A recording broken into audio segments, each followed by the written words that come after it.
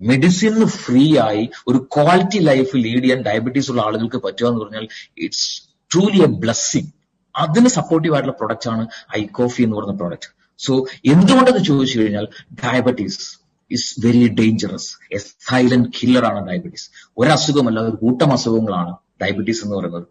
So എങ്ങനെയാണ് diabetes ഉണ്ടാകുന്നതെന്ന് ചോദിച്ചു കഴിഞ്ഞാൽ, ഒന്ന്, നമ്മുടെ ശരീരത്തിലുള്ള പാൻക്രിയാസ് പ്രോപ്പറായിട്ട് ഇൻസുലിൻ പ്രൊഡ്യൂസ് ചെയ്യാതിരിക്കുക, അതല്ലെങ്കിൽ പ്രൊഡ്യൂസ് ചെയ്തിട്ടുള്ള അല്ലെങ്കിൽ ഉത്പാദിപ്പിക്കപ്പെട്ടിട്ടുള്ള ഇൻസുലിനെ ശരീരത്തിന് കൃത്യമായിട്ട് ഉപയോഗിക്കാൻ പറ്റാതെ വരിക. ഈ പറഞ്ഞ അവസ്ഥകൾ കൊണ്ട് സ്വാഭാവികമായിട്ടും ബ്ലഡിലെ ഗ്ലൂക്കോസ് ലെവൽ കൂടി നിൽക്കും. ഇതാണ് ഡയബറ്റീസ് എന്ന് പറയുന്നത്. റൈറ്റ്, എല്ലാവർക്കും അറിയുന്ന കാര്യമാണ്. പക്ഷെ അത് നമ്മൾ കഴിക്കുന്ന ഫുഡുമായിട്ട് വളരെയധികം റിലേറ്റഡ് ആണ്. സോ ഈ ഇൻസുലിൻ പ്രോപ്പറായിട്ട് ഉപയോഗപ്പെടുത്താൻ പറ്റാതെ വരികയോ അല്ലെങ്കിൽ സെക്രീഷൻ പ്രോപ്പറായിട്ട് വരാതെ നടക്കുന്ന സമയത്ത് നമ്മൾ കഴിച്ചിട്ടുള്ള ഭക്ഷണത്തിലെ കാർബോഹൈഡ്രേറ്റ്, ഫാറ്റ്, പ്രോട്ടീൻ, ഇതിന്റെ മെറ്റബോളിസം തകരാറിലാവും. ഇതാണ് ഡയബറ്റീസ് അല്ലെങ്കിൽ ഹൈപ്പർ ഗ്ലൈസീമിയ അല്ലെങ്കിൽ ഗ്ലൂക്കോസ് ലെവൽ കൂടാനുള്ള കാരണമായിട്ട് മാറുന്നത്. അൺഫോർച്ചുനേറ്റ്ലി ഡയബറ്റീസ് എന്ന് പറയുന്നത് വളരെ ഡേഞ്ചറസ് ആയിട്ടുള്ള ഒരു കണ്ടീഷൻ ആണെങ്കിൽ പോലും മെജോറിറ്റി ആളുകളും ഇതിനെ വളരെ സില്ലി ആയിട്ട് കാണുന്ന ആളുകളാണ്. കാരണം ടാബ്ലറ്റ് ഓർ ഇൻസുലിൻ ഉപയോഗിച്ചു കഴിഞ്ഞാൽ കൂടി നിൽക്കുന്ന ബ്ലഡ് ഷുഗറിനെ നോർമൽ റേഞ്ചിലും മെയിൻറ്റെയിൻ ചെയ്ത് കൊണ്ടുപോകാൻ പറ്റുന്നുണ്ടാവും. സോ അതുകൊണ്ട് തന്നെ people won't think it seriously. പക്ഷെ മൈ ഡിയർ ഫ്രണ്ട്സ്, ക്യാൻസറിനേക്കാളും ഡേഞ്ചറസ് ആണ് diabetes. It's a silent killer. ഇതുകൊണ്ടുണ്ടാകുന്ന ശരീരത്തിലുണ്ടാകുന്ന damage it's long term damage ആണ്. മാത്രമല്ല പല വൈറ്റൽ ഫങ്ഷൻസിനെയും ഇംപ്രോപ്പർ ആക്കും ഈ ഒരു ഡയബറ്റീസ് എന്ന് പറഞ്ഞ അവസ്ഥ കൊണ്ടുണ്ടാകുന്ന ആഫ്റ്റർ എഫക്ട്സ്. പല ഓർഗൻസും കംപ്ലീറ്റ് ആയിട്ട് പെർമനന്റ് ആയിട്ട് ഫെയിൽ ആയി പോകും. സോ നാലോചിച്ച് നോക്കുക, അത്തരം കോംപ്ലിക്കേഷൻസിലേക്ക് വന്നു കഴിഞ്ഞാൽ അതുകൊണ്ടുണ്ടാകുന്ന ആഫ്റ്റർ എഫക്ട്സ് ആര് തന്നെ അനുഭവിക്കണം? ആ വ്യക്തി തന്നെ അനുഭവിക്കണം. വളരെയധികം കോംപ്ലിക്കേറ്റഡ് കണ്ടീഷൻസിലേക്ക് പോകുന്നു മാത്രമല്ല, വലിയ ശാരീരിക ബുദ്ധിമുട്ടുകൾ ഉണ്ടാക്കുമെന്ന് മാത്രമല്ല, ആ സമയത്ത് ഉണ്ടാകുന്ന ചികിത്സകളൊക്കെ വളരെ എക്സ്പെൻസീവ് ആയിട്ട് മാറും. സോ ഒന്ന് ശ്രദ്ധിച്ചാൽ നമുക്ക് ഇത്തരം കോംപ്ലിക്കേഷൻസിലേക്ക് ഒന്നും പോകാതെ ഡയബറ്റീസിനെ നമുക്ക് ഹെൽത്തി ആയിട്ട് മാനേജ് ചെയ്യാൻ പറ്റുന്നുണ്ടാവും. So first we should know what is the reason for diabetes. Diabetes ഉണ്ടാകാനുള്ള റീസൺ മൾട്ടിപ്പിൾ റീസൺസ് ഉണ്ട്. ഇൻസുലിൻ റെസിസ്റ്റൻസ്, അല്ലെങ്കിൽ അബ്നോർമൽ ലിവറിൽ ഗ്ലൂക്കോസ് നോർമൽ ആവുക, ജനിതകപരമായിട്ട് പാരമ്പര്യമായിട്ട് ട്രാൻസ്ഫർ ചെയ്ത് കിട്ടുന്നുണ്ടാവും. ഒബേസിറ്റിയും അതുപോലെ ഫിസിക്കൽ ഇനാക്ടിവിറ്റി, അമിതമായിട്ടുള്ള വണ്ണവും വ്യായാമം ചെയ്യാതിരിക്കുന്നതും ഡയബറ്റീസിലേക്ക് ലീഡ് ചെയ്യുന്നുണ്ടാവും. പ്രായം കൂടുന്നതിനനുസരിച്ച് വരുന്നുണ്ടാവാം. ബാഡ് ഡയറ്റ് ആണ് ഫോളോ ചെയ്യുന്നതെങ്കിൽ വരുന്നുണ്ടാവും. പ്രീ ഡയബറ്റിക് സ്റ്റേജിലുള്ള ആളുകൾക്ക് ഡയബറ്റീസിലേക്ക് വരാനുള്ള ചാൻസസ് ഉണ്ട്. റൈറ്റ്. സോ പ്രധാനമായിട്ട് രണ്ട് തരത്തിലുള്ള ഡയബറ്റീസ് ആണുള്ളത്, ടൈപ്പ് 1 ആൻഡ് ടൈപ്പ് 2. പിന്നെ ഒരു ജസ്റ്റേഷണൽ ഡയബറ്റീസ് ഉണ്ട്, ഗർഭിണികൾക്ക് ഉണ്ടാകുന്ന ഡയബറ്റീസ്. ടൈപ്പ് 1 എന്ന് പറയുന്ന ഡയബറ്റീസിന്റെ പ്രധാന റീസൺ എന്ന് പറയുന്നത് ശരീരത്തിൽ പാൻക്രിയാസ് ഇൻസുലിൻ പ്രൊഡക്ഷൻ ഒട്ടും ഉണ്ടാവില്ലെങ്കിൽ വളരെ കുറവായിരിക്കും. ആവശ്യത്തിനുള്ള ഇൻസുലിൻ പ്രൊഡക്ഷൻ ശരീരത്തിൽ നടക്കുന്നുണ്ടാവില്ല. ഇതാണ് ടൈപ്പ് 1. കുട്ടികളിലൊക്കെ ഉണ്ടാകുന്ന ഡയബറ്റീസ്, ജുവനൈൽ ഡയബറ്റീസ്, അതിനൊക്കെയുള്ള റീസൺ എന്ന് പറഞ്ഞാൽ ഈ പറഞ്ഞ അതൊക്കെ ടൈപ്പ് 1 ആണ്. ഇൻസുലിൻ പ്രൊഡക്ഷൻ ശരീരത്തിൽ കൃത്യമായിട്ട് ഉണ്ടാവില്ല. അതുകൊണ്ട് ഗ്ലൂക്കോസ് ലെവൽ എപ്പോഴും ബ്ലഡിൽ കൂടി നിൽക്കുന്നുണ്ടാവും. ടൈപ്പ് 2 എന്ന് പറയുന്ന ഡയബറ്റീസ് ആണെന്ന് മെജോറിറ്റി ആളുകൾ, ഓൾമോസ്റ്റ് 90% ആൾക്കാരിൽ ഉള്ളത് ടൈപ്പ് 2 എന്ന് പറയുന്ന ഡയബറ്റീസ് ആണ്. അതൊരു ലൈഫ് സ്റ്റൈൽ കൊണ്ട് തന്നെ വരുന്ന ഒരു ചേഞ്ചസ് ആണ്. സോ അതിന്റെ റീസൺ എന്താണെന്ന് ചോദിച്ചു കഴിഞ്ഞാൽ, ശരീരം ഇൻസുലിൻ ഉത്പാദിപ്പിക്കുന്നുണ്ടാവും, പക്ഷെ ആ ഇൻസുലിനെ പ്രോപ്പർ ആയിട്ട് ശരീരത്തിന് ഉപയോഗിക്കാൻ സാധിക്കുന്നുണ്ടാവില്ല.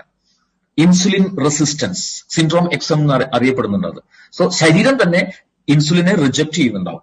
സോ എങ്ങനെയാണ് അത് സംഭവിക്കണമെന്ന് ചോദിച്ചു കഴിഞ്ഞാൽ, അല്ലെങ്കിൽ അത് എങ്ങനെ ഈ ഡയബറ്റീസിലേക്ക് ലീഡ് ചെയ്യുന്നു എന്ന് ചോദിച്ചു കഴിഞ്ഞാൽ, ഒരു സിമ്പിൾ ആയിട്ട് ഞാൻ പറയാം. നമ്മൾ കഴിക്കുന്ന ഭക്ഷണം, ആ ഭക്ഷണം അത് ഗ്ലൂക്കോസ് ആയിട്ട് കൺവേർട്ട് ആകും. ബ്ലഡിലൂടെ അത് നമ്മുടെ ശരീരത്തിലുള്ള കോശങ്ങളിൽ ചെല്ലണം. നമ്മൾ ശ്വസിക്കുന്ന വായു അതുപോലെ ബ്ലഡിലൂടെ കോശങ്ങളിലേക്ക് ചെല്ലുന്നുണ്ടാവും. ഈ കോശങ്ങളിൽ മൈറ്റോകോൺട്രിയ എന്ന് പറയുന്ന ഒരു ഫർണസ് പോലത്തെ ഒരു ഭാഗമുണ്ട്. അവിടെ ഓക്സിജന്റെ സഹായത്തോടു കൂടി ഈ ഗ്ലൂക്കോസ് കത്തും. എനർജി, വാട്ടർ, കാർബൺ ഡയോക്സൈഡ്, ഈ മൂന്നും ഉണ്ടാകും.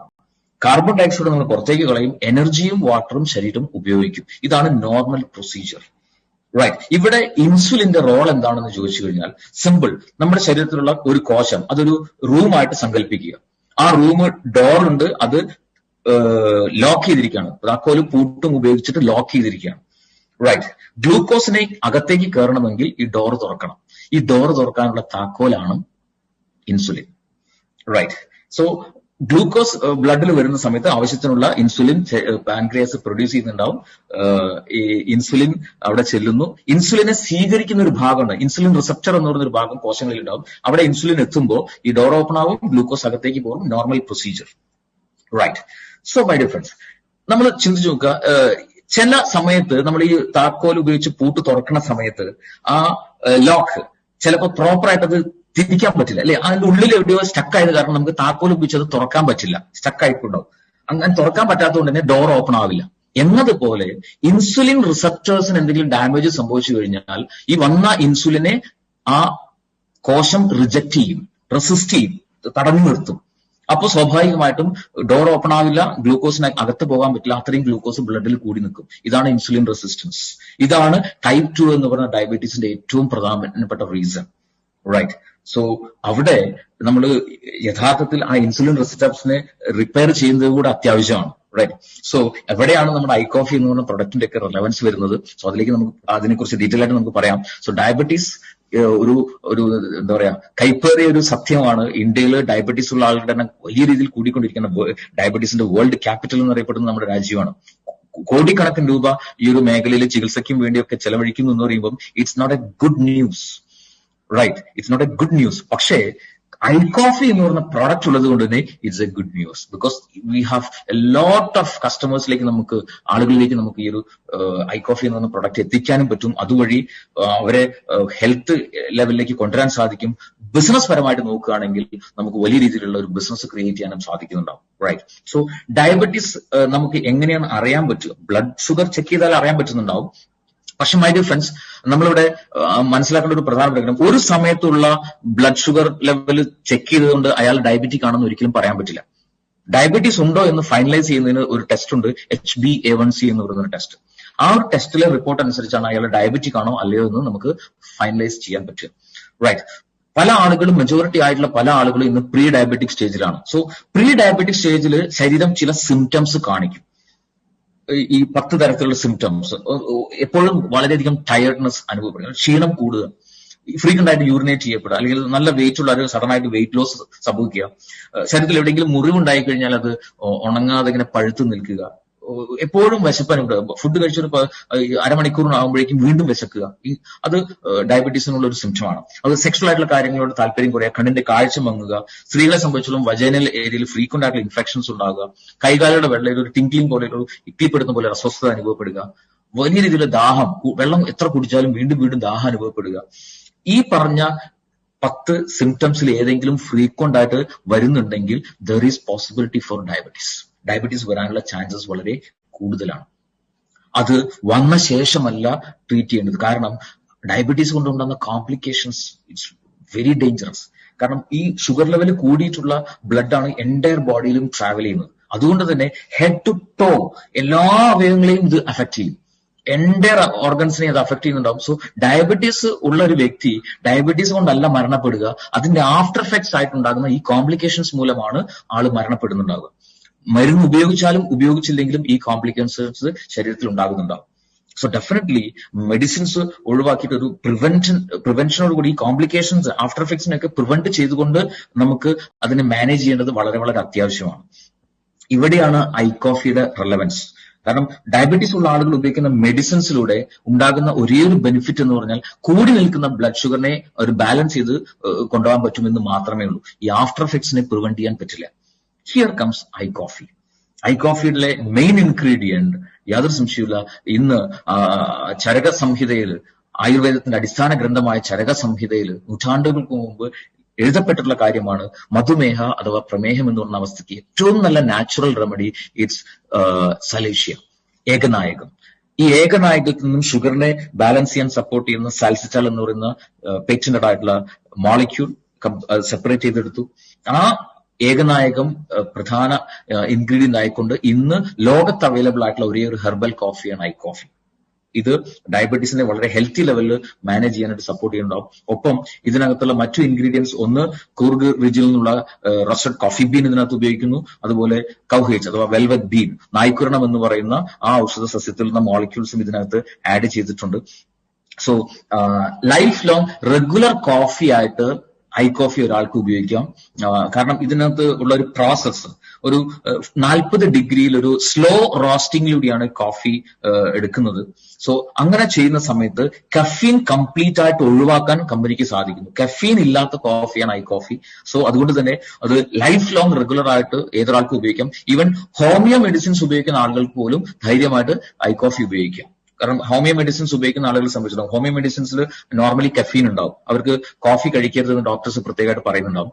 പക്ഷെ നമ്മുടെ കോഫി ഹോമിയോ മെഡിസിൻസ് ഉപയോഗിക്കുന്ന ആളുകൾക്ക് പോലും ഉപയോഗിക്കാം. Because no caffeine, anybody can use. So ഈ ഒരു സ്ലോ റോസ്റ്റിംഗ് പ്രോസസ്സ് ചെയ്യുന്ന സമയത്ത് മറ്റൊരു ബെനിഫിറ്റ് എന്താണെന്ന് ചോദിച്ചു കഴിഞ്ഞാൽ ഇതിലുള്ള വളരെ പവർഫുൾ ആയിട്ടുള്ള ആന്റി ഓക്സിഡൻസ് ആയിട്ടുള്ള പോളിഫിനോൾസിനെ അതുപോലെ നിലനിർത്തിക്കൊണ്ടാണ് നമ്മുടെ കോഫി ഉണ്ടാകുന്നത്. സോ അതുകൊണ്ട് തന്നെ ആന്റി ഓക്സിഡൻസിന്റെ ഒരു ബെനിഫിറ്റും നമ്മുടെ ഐ കോഫി ഉപയോഗിക്കുന്ന സമയത്ത് കിട്ടുന്നുണ്ടാവും. സോ ഇറ്റ്സ് വളരെയധികം റിസർച്ച് ഉണ്ടാക്കിയിട്ടുള്ള പ്രൊഡക്റ്റ് ആണ് ഐ കോഫി. അത് I coffee creamer, I coffee black, 2 വേരിയൻസിൽ നമുക്ക് അവൈലബിൾ ആണ്. Right, what are the frequently asked questions of I coffee? ഏത് തരത്തിലുള്ള ടൈപ്പ് ആയിട്ടുള്ള ഡയബറ്റീസിലും ഇത് ഉപയോഗിക്കാൻ പറ്റും. ടൈപ്പ് 1 ആയിക്കോട്ടെ, ടൈപ്പ് 2 ആയിക്കോട്ടെ, ജസ്റ്റേഷണൽ ഡയബറ്റീസ് ആയിക്കോട്ടെ, ഏത് ഡയബറ്റീസ് ഉള്ള ആളുകൾക്കും നമ്മുടെ പ്രോഡക്റ്റ് വളരെയധികം എഫക്റ്റീവ് ആയിട്ട് ഉപയോഗിക്കാൻ സാധിക്കുന്നുണ്ടാവും. ഇതിനകത്ത് ഷുഗർ ഉണ്ടോ? No sugar added. റൈറ്റ്, എത്ര കാലം ഇത് ഉപയോഗിക്കണം? അതും നമ്മൾ ഐപ്പിൾസിന്റെ കാര്യം പറഞ്ഞ പോലെ തന്നെ നമ്മൾ ആഗ്രഹിക്കുന്ന അത്രയും കാലം ഉപയോഗിക്കാം.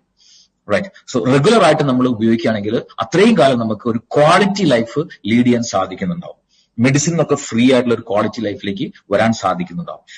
ഡയബറ്റീസ് കൊണ്ട് ഉണ്ടാകുന്ന ആഫ്റ്റർ എഫക്ട്സ് ഒന്നും വരാതെ പ്രിവെന്റ് ചെയ്തുകൊണ്ടുള്ള ഒരു ലൈഫ് നമുക്ക് ഉണ്ടാക്കിയെടുക്കാൻ പറ്റുന്നുണ്ടാവും. ഇനി മെഡിസിൻസ് ഉപയോഗിക്കുന്ന ആളുകളെ സംബന്ധിച്ചോളം മെഡിസിൻ സഡൻ സ്റ്റോപ്പ് ചെയ്തിട്ടല്ല നമ്മുടെ ഐ കോഫി ഉപയോഗിക്കുന്നത്. എലോങ് വിത്ത് മെഡിസിൻ അവരത് ഉപയോഗിക്കുക. ബിക്കോസ് അവരുടെ ശരീരം മെഡിസിൻസിലായിരിക്കും ബാലൻസ്ഡ് ആയി പോയിക്കൊണ്ടിരിക്കുന്നുണ്ടാവുക. സഡൻ ആയിട്ട് മെഡിസിൻ സ്റ്റോപ്പ് ചെയ്ത് കഴിഞ്ഞാൽ ശരീരത്തിന് ബുദ്ധിമുട്ടുണ്ടാവും. സോ അലോങ് വിത്ത് മെഡിസിൻ ഉപയോഗിക്കുക. ഇംപ്രൂവ്മെന്റ് ഉണ്ടാകുന്നതിനനുസരിച്ച് സ്റ്റെപ്പ് ബൈ സ്റ്റെപ്പ് ആയിട്ട് അവർക്ക് മെഡിസിന്റെ അളവ് കുറച്ച് കൊണ്ടുവരാം. കുറച്ച് മാസങ്ങൾ കഴിയുമ്പോൾ മെഡിസിൻ കംപ്ലീറ്റ് ഒഴിവാക്കി ഒരു ക്വാളിറ്റി ലൈഫ് അവർക്ക് ഐ കോഫി കണ്ടിന്യൂ ചെയ്തുകൊണ്ട് ലീഡ് ചെയ്യാൻ പറ്റുന്നുണ്ടാവും. റൈറ്റ്, ഇൻസുലിൻ ഉപയോഗിക്കുന്ന ആളുകൾക്ക് ഉപയോഗിക്കാവോ? ഓഫ് കോഴ്സ്, ടാബ്ലറ്റ് ആയിക്കോട്ടെ, ഇൻസുലിൻ ആയിക്കോട്ടെ, എന്തുപയോഗിക്കുന്ന ആളുകൾക്കും ഐ കോഫി ക്രീമർ ആയിക്കോട്ടെ, ബ്ലാക്ക് ആയിക്കോട്ടെ ഉപയോഗിക്കാം. എങ്കിലും കൂടുതലായിട്ട് സജസ്റ്റ് ചെയ്യുന്നത് ഇൻസുലിൻ ഉപയോഗിക്കുന്ന ആളുകൾക്ക് കുറച്ചും കൂടെ നല്ലത് ഐ കോഫി ബ്ലാക്ക് ആണ്. കാരണം അതിനകത്ത് നമ്മുടെ ഏകനായകത്തിന്റെ കണ്ടന്റ് വളരെ കൂടുതലുണ്ട്. Then does this lower the sugar? നമ്മുടെ ഷുഗർ ലെവൽ വല്ലാണ്ട് അങ്ങോട്ട് കുറയ്ക്കുമോ?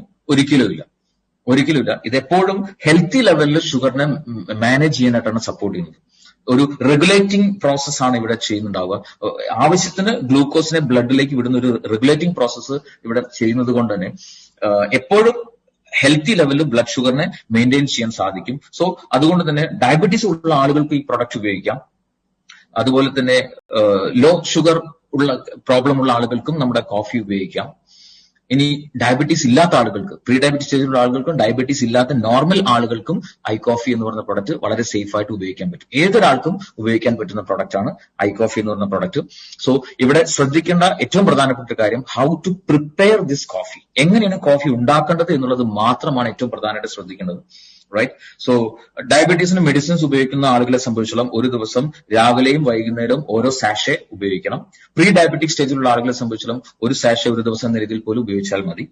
റൈറ്റ്, സോ എങ്ങനെ ഇത് പ്രിപ്പയർ ചെയ്യുന്ന വെച്ചാൽ നോർമലി ചായയോ കാപ്പിയോ ഉണ്ടാക്കുന്ന പോലെ ഈ കോഫി പൗഡർ തിളപ്പിക്കരുത്. കാരണം ഇതിനകത്ത് പോളിഫിനോൾസ് ഒക്കെ അടങ്ങിയിട്ടുള്ള ഒരുപാട് ആന്റി ഓക്സിഡൻസ് നാച്ചുറൽ ഇൻഗ്രീഡിയൻസിനകത്തുണ്ട്. സോ തിളപ്പിക്കുന്ന സമയത്ത് ഉണ്ടാകുന്ന ടെമ്പറേച്ചറിൽ ഈ പറഞ്ഞ നാച്ചുറൽ ഇൻഗ്രീഡിയൻസ് എല്ലാം നഷ്ടപ്പെടും. സോ അതുകൊണ്ട് ചെയ്യേണ്ടത് വെള്ളം തിളപ്പിക്കുക. ഒരു കപ്പിലേക്ക് ഈ പറഞ്ഞ ഒരു സാഷയിലുള്ള കോഫി പൗഡർ എടുക്കുക. ഈ വെള്ളം അതിലേക്ക് ഒഴിക്കുക. തിളച്ച വെള്ളം അതിലേക്ക് ഒഴിക്കുക, മിക്സ് ചെയ്യുക, കുടിക്കുക. റൈറ്റ്, ഈ രീതിയിൽ വളരെ ഈസി ആയിട്ട് ഇൻസ്റ്റന്റ് ആയിട്ട് നമുക്ക് ഉണ്ടാക്കാൻ സാധിക്കും I coffee. And it is very very tasty as well. ഒരു റിച്ച് കോഫിയുടെ ഓത്തന്റിക് ആയിട്ടുള്ള ഒരു ടേസ്റ്റ് ഒട്ടും കോംപ്രമൈസ് ചെയ്യാതെ ഒരു ഇന്റർനാഷണൽ ക്വാളിറ്റിയിലുള്ള ഒരു കോഫി കഴിച്ചുകൊണ്ട്, വളരെ സിമ്പിൾ ആയിട്ട് കോഫി കഴിച്ചുകൊണ്ട് ഡയബറ്റീസിനെ മാനേജ് ചെയ്ത് മെഡിസിൻ ഫ്രീ ആയിട്ടുള്ള ഒരു ക്വാളിറ്റി ലൈഫിലേക്ക് ഏതൊരാൾക്കും വരാൻ പറ്റുമെന്ന് മാത്രമല്ല ഡയബറ്റീസ് വരാൻ സാധ്യതയുള്ളവർക്ക് അതിനെ പ്രിവെന്റ് ചെയ്തുകൊണ്ട് ഒരു ക്വാളിറ്റി ലൈഫ് ലീഡ് ചെയ്യാൻ പറ്റുന്ന wonderful and beautiful product, the one and only I coffee. Right.